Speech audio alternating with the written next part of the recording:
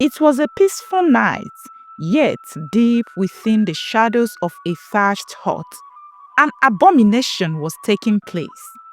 Ojadike, the village's most skilled hunter, moved cautiously, his heart hammering against his chest. He should not have been here. He knew it, but the temptation had been too great.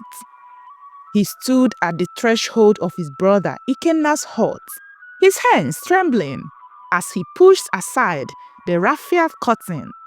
Inside, Olamma lay on a bamboo bed, her thin wrapper loosely draped around her body. She was murmuring to herself, her fingers absent-mindedly twisting the ends of her hair. Olamma had not been the same since her first miscarriage years ago. Something had broken inside her, leaving her mind fragmented.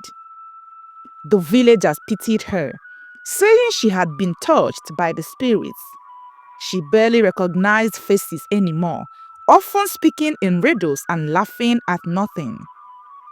But tonight, none of that mattered to Ojadike. His brother had traveled to the next village for a wrestling match and would not return until morning. The opportunity was too perfect. His body burned with forbidding desire, and he could no longer resist the voice urging him forward. He stepped closer. Olamma, he whispered. She turned her head, blinking in the dim light. Who is there? It is I, Ojadike, he said softly, kneeling beside her. His hand found her shoulder, tracing her delicate skin. She giggled, an aroused sound in the quiet room. Ojadike, the trees are watching. He hesitated, but his need overpowered his fear. Close your eyes, he whispered. And just like that, he gave in to the sin that would curse his lineage forever. 2 months had passed since that fateful night, and the air in Umudike was thick with tension. Ojadike and his younger brother Ikenna stood in the village square, surrounded by curious onlookers. What had begun as a simple argument over the sharing of their father's farmland had erupted into a full-blown fight. You are a greedy fool, Ikenna spat, his chest heaving. Our father left that portion of land for me, yet you want to claim it all. Ojadike wiped the blood from his lip, his eyes flashing with fury. And what have you done to deserve it? You waste your days drinking palm wine while I hunt and feed this family. The argument escalated, their voices carrying across the compound. The elders watched in silence, waiting to see how it would unfold. And then, out of nowhere, Olamma, the mad woman, stepped forward. Her wide eyes darted between the brothers, and she clapped her hands as though enjoying a private joke. Ojadike, she sang. Ojadike, who comes in the night? Ojadike stiffened. A cold chill swept through his body. Olamma grinned, rocking back and forth. Do you not remember? She continued, her voice rising. Do you not remember when you crept into my hut like a thief, when the moon was high and my husband was away? A gasp rippled through the crowd. Ikenna turned to face his brother, his fists trembling. What is she saying? He demanded. Ojadike opened his mouth, but no words came. The weight of his sin pressed upon him, choking his breath. You slept with my wife? Ikenna's voice was barely above a whisper, yet it carried the force of a thunderclap. The crowd erupted in shock and disgust. Murmurs spread like wildfire. Adultery was a grave sin, but to sleep with one's brother's wife was the highest form of betrayal. It was an offense the gods would not forgive. And in that moment, Ojadike knew his fate was sealed. The village square was silent, save for the crackling of the sacred fire. The elders sat in a semicircle, their faces grave, their eyes heavy with disappointment. The entire village had gathered, their gazes fixed on the disgraced man kneeling before them. Ojadike had not eaten in 2 days. His face was burnt, His lips cracked from thirst, but no amount of suffering could compare to the doom that awaited him. The oldest elder, Chief Nwokike, leaned forward on his staff. Ojadike, son of Amadi, you have committed an abomination against the gods and against your own blood. Ojadike swallowed hard, his eyes cast downward.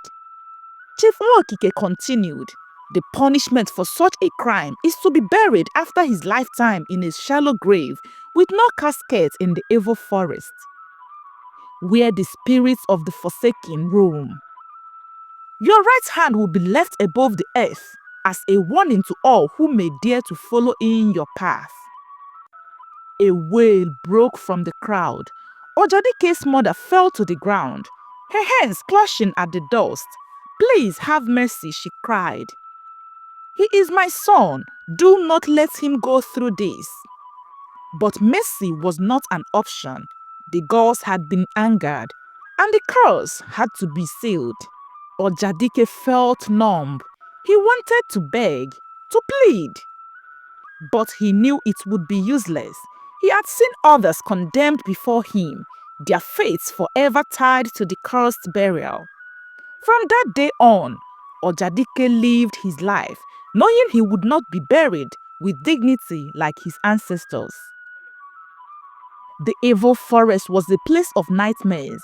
The villagers never dared to enter it, for it was said that the spirits of the forsaken roamed there, seeking vengeance on the living.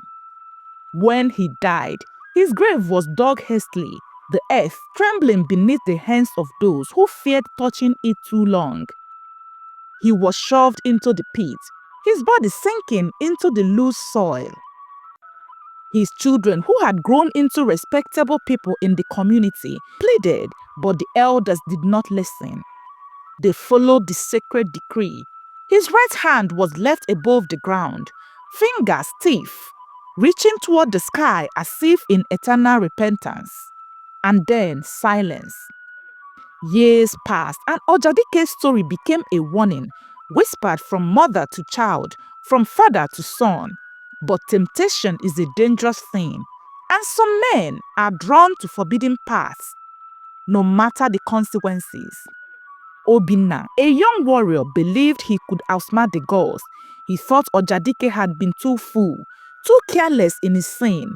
But when he too was caught lying with his brother's wife, the village knew the curse was not yet broken.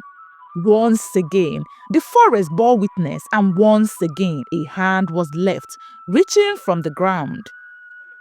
The cycle had begun, and the curse would never die. The night after Obinna's burial, the village of Umudike trembled under a blanket of silence.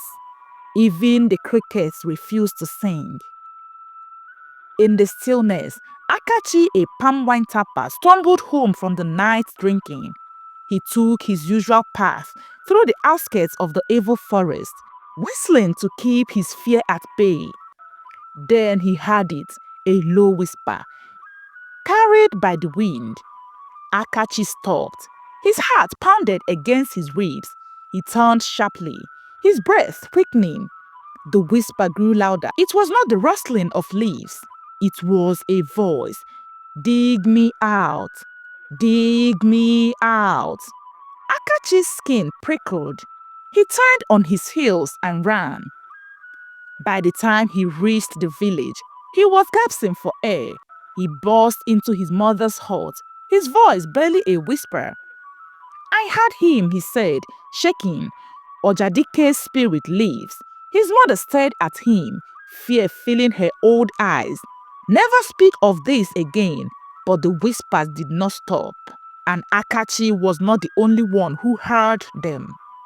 For years, Mama Ejimnaka had lived on the edge of the village, close enough to hear the wild dogs howling from the evil forest. She was a widow, a woman of little words. She spent her nights weaving baskets under the dim glow of a palm oil lamp. That night, as she worked, she heard footsteps outside her hut, slow, heavy, dragging against the earth. She froze. No one walked so close to the evil forest at night. A shadow moved past her window. Then came the knock, a single deliberate knock. Mama Ejimnaka clutched her chest, her old bones stiff with terror. She forced herself to stand, moving toward the door with shaky hands. "Who is there?" she called. No answer. She placed her ear against the wood, listening. Then she heard it. The sound of fingernails scraping against the door. A deep, guttural whisper seeped through the cracks. "The curse is not broken."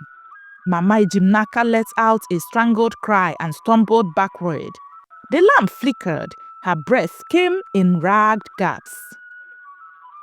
She did not sleep that night. By morning, the entire village knew her story. But some refused to believe. And for those who doubted, the curse was only beginning. It happened again. This night it was Anayo, a proud farmer who had always scoffed at the whispers of ghosts and curses. He had openly mocked the tales, saying only weak men believed in spirits. But pride is a dangerous thing.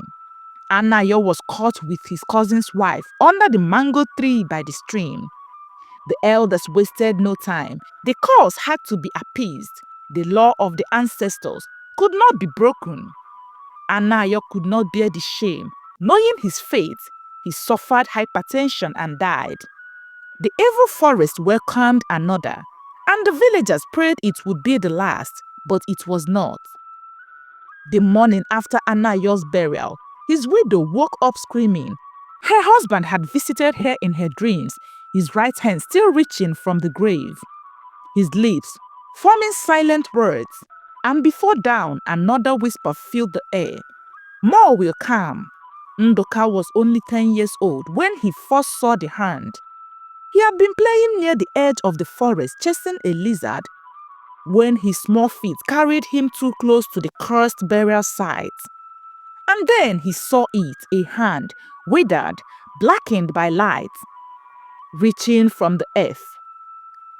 At first, he thought it was a tree root. But then, the fingers moved. He ran, his tiny legs barely keeping up with his terror. By the time he reached his mother's hut, he was trembling. The hand moved, he cried. His mother grabbed his shoulders. "You must never go there again." She threw white chalk on his forehead, muttering prayers under her breath. But it was too late. That night, Ndoka's fever began. His small body burned like fire. He tossed and turned, his lips mumbling. In his sleep, "The hand is calling me," he whispered, and the village knew the curse had found its next victim. Desperation filled Umudike. The elders gathered in secret, their voices hushed with fear. "This cannot continue," Chief Nwokike said, his face worn with age and worry. "The gods are not satisfied." One of the younger elders, Okonkwo, hesitated before speaking. "There is an old ritual," he said cautiously, "a way to cleanse the land, but it is dangerous."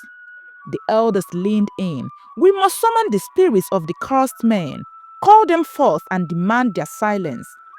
A cold hush filled the air. To summon the dead was forbidden.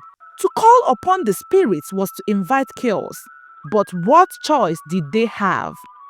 The curse had begun with the betrayal of blood, and only blood could end it. The elders sat beneath the ancient Iroko tree, their faces carved with deep lines of worry. The night was heavy with the scent of burning incense, and the air carried whispers from unseen spirits. "We cannot continue to bury them this way," Chief Nwokike said, his voice grave. "The curse is growing stronger. The whispers are louder, even the children hear them now." Okonkwo, the youngest elder, shifted uneasily. "Then we must perform the ritual," he said. "We must summon the spirits of the cursed men and ask them what they want."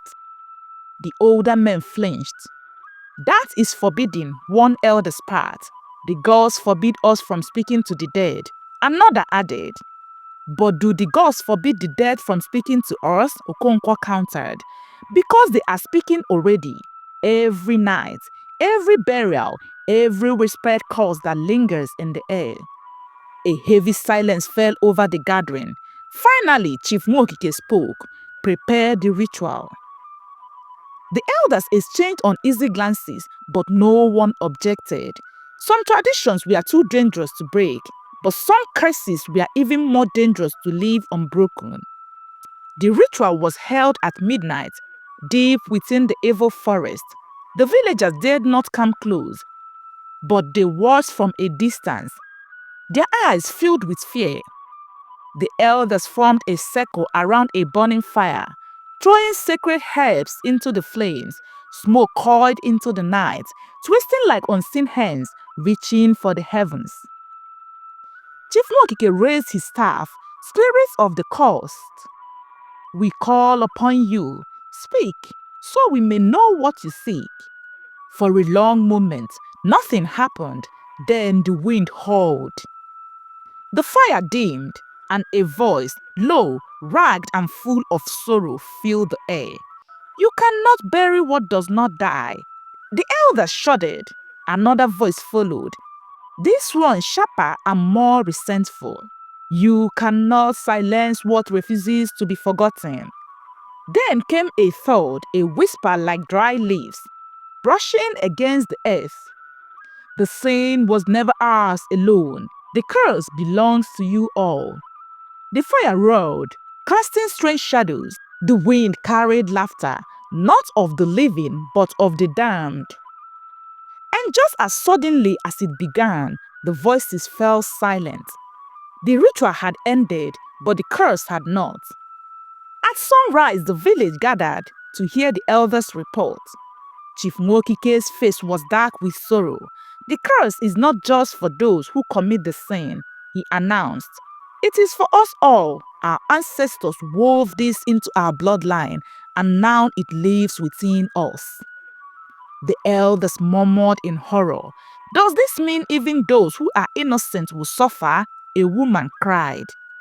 Okonkwo nodded grimly. It means the curse will never end until we find the roots of the first betrayal and cleanse it. But no one knew where it began. The first sin had been committed over a century ago. The first man had been buried in disgrace, his hand left above the earth as a warning. Yet the warning had not been enough. Men still fell to temptation, women still carried the shame, and the cursed burial continued, one generation after another. And now, for the first time, they realized the terrifying truth. Even those who never committed the sin were burned by it. The whispers became louder. The air in Umudike grew heavy, thick with the presence of unseen eyes. People swore they saw movement in the evil forest. Some claimed they saw hands twitching in the burial mold, as if the dead refused to stay buried. Then the worst happened. It began with Chibueze, a man who had always been careful, always feared the curse, yet one night he stumbled into temptation, lying with his brother's widow in a moment of weakness. The village knew what had to be done. The morning after his death, he was buried like all the others, cast into the evil forest, his hand left above the earth as a reminder. But this time, something changed. That night, his widow woke up screaming. He is standing outside, she cried. The village rushed to her hut, their torches flickering. In the darkness, the door creaked open. And there, standing just beyond the threshold, was Chibueze. His skin was grey, his eyes hollow, his right hand still frozen in the air as it had been buried. A wave of terror swept through the crowd. The dead had never walked before, and yet here he was, a warning, a promise, a curse growing stronger. Fear gripped Umudike. If the dead were rising, then the curse was no longer just a punishment, it was a plague. Chief Nwokike called for an emergency gathering. We cannot continue like this, he declared. We must find a way to end this before we all are swallowed by it. But how does one kill a curse? The priests of the land had long refused to interfere. The gods had remained silent. And now the dead themselves were walking. There is only one way, a voice spoke. The crowd turned. It was Mame Jimnaka, the widow who had seen the hand moving all those years ago. The curse began with a betrayal, she said, her voice steady. It can only end with a sacrifice. The villagers stared at her in horror. A sacrifice? Someone echoed. Mame Jimnaka nodded. One of us must give their life willingly to cleanse the bloodline. A cold wind swept through the gathering. No one spoke, no one moved, and in the silence, the whispers returned. More will come. The curse had not finished its work, and the village of Umudike was running out of time. The whispers in Umudike grew unbearable. Children woke up screaming in the night. Women refused to fetch water alone. Men carried charms, but even the strongest medicine did not silence the voices. Then, something even more terrifying happened. Marks began to appear on the bodies of the living. Deep, dark handprints burned into their skin. Some found them on their backs, others on their arms, and some, like Okafor, woke to find a cold grip wrapped around his throat. The dead are choosing their own. The villagers cried in fear. The elders gathered once more, their faces grim. This has never happened before, Okonkwo said. The dead were punished, but they never returned to take the living. It is because we have not done what they asked, Chief Nwokike replied. The curse will not rest until we make the sacrifice. But no one was willing to step forward. And so the curse deepened. The mark spread like fire, and the hands of the dead reached further into the world of the living. When the villagers dug up Chibueze's grave, his body was gone. The earth had not been disturbed. The burial clothes remained, but the corpse was missing. He is walking among us, the people whispered. Okongu, the village hunter, took it upon himself to track the spirits. He followed the eerie silence that fell in the night, the strange footprints in the soft earth, the feeling of unseen eyes watching from the trees. Then one evening he found something worse. Chibueze's body was hanging from a tree in the evil forest, his right hand still stiff and raised towards the heavens, twitched as if reaching for help. Okongu ran back to the village, his breath stolen by fear. We cannot keep burying them this way, he shouted. The curse is breaking all boundaries. Soon, it will no longer be the dead who suffer, but the living. The elders knew he was right, but breaking a tradition that had lasted generations was not easy, especially when the gods had remained silent. Mame Jimnaka, the old widow, claimed she could speak to the spirits. The villagers dismissed her at first, but when the marks on her arms glowed under the full moon, they gathered at her hut, desperate for answers. She sat by the fire, grinding sacred leaves between her fingers. The dead are angry, she said, but not for the reason we think. The villagers leaned closer. It was never about the punishment, she whispered. It was about the betrayal. Okonkwo frowned. What betrayal? Mame Jimnaka's lips trembled. The first man buried this way was innocent. The fire crackled. The wind howled. The night seemed to lean in, listening. He did not commit the sin, she continued, but the elders of that time buried him as a warning to others. His blood cursed the earth, and now he will not rest. The villagers gasped. Then we have been punishing the wrong souls, Okonkwo whispered. Mame Jimnaka nodded, and they will never forgive us unless we make it right. But how do you undo a sin carved into the bones of history? How do you apologize to the dead? The villagers had never dug up a grave older than their grandfathers. It was forbidden. But desperate times called for desperate measures. At dawn, they gathered in the evil forest. The elders stood with trembling hands, and the younger men dug, their hearts pounding with fear. Hours passed. Then the shovel hit something hard. The villagers held their breath. Slowly, they unearthed the first cursed burial. The skeleton lay beneath the earth, its bones twisted as if it had died in pain.